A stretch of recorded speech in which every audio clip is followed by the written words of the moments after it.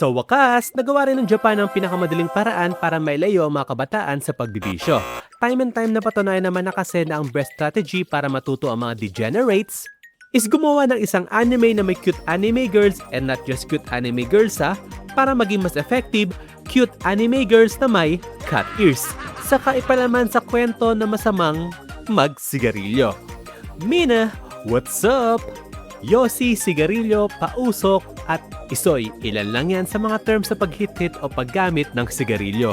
I'm not gonna judge you kung nagsisigarilyo ka. In fact, hindi nagkataon na pinapanood mo tong video ko ngayon. Ikaw talaga ang target audience ng anime na pag-uusapan natin ngayon. Ito ang anime na Chainsmoker Cat. Anime mula sa seasonal lineup ng Summer 2026. Honestly, nung una akala ko simpleng brainrot anime lang to na papanoorin ko lang for the gags. Pero pagtagal, I realized na brainrot anime pala to in disguise. Pero ang totoo, kwento pala to na commonly sa mga documentary ni Miss Cara David lang natin mapapanood. Isa ka lamang maliit na bahagi ng malawak na daigdig. Nilikha ng Panginoon, pinatatag ng maraming pagkakataon. Anyway, tungkol ito sa mabisyong si Yaniko or Yani Neko.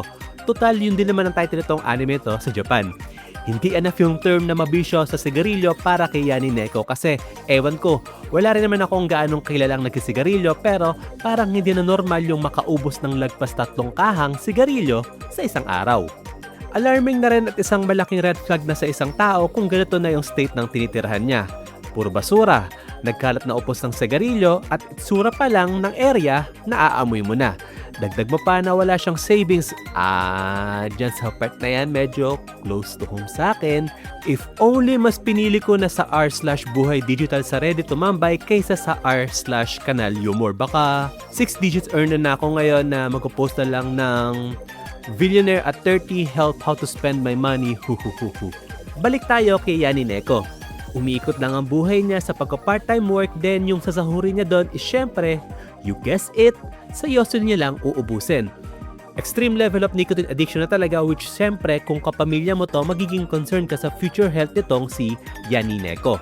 Sa sobrang pataponan ng buhay ni Yani Neko to the point na kung matepok man siya, malamang sa malamang ay stats na lang ang pinakamagiging ambag niya sa society. Pero mabuti na lang kahit paano, may isa pa ring taong nagkikare o nag-aalala sa kanya. Siya ang nakakabatang kapatid ni Yani Neko na si Imoko. And hindi ko na need siguro i-google pa pero wordplay to malamang sa Imoto.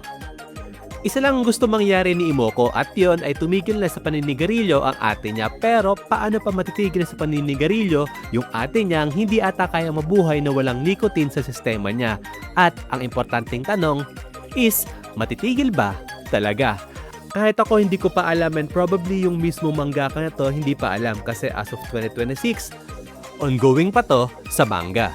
No joke, kahit ganito kabaliw tong anime na to, maganda yung message na gusto nitong sabihin, lalo na sa lahat ng mga currently nagka-suffer sa pagiging addict sa sigarilyo. And personally, excited na rin ako malaman kung paano naging ganito si Yani Neko kasi lahat naman ng bisyo nagsimula sa paisa-isa hanggang sa naging palima-lima and eventually pa-12 So, that's it. Mina, nag-enjoy ba kayo sa video?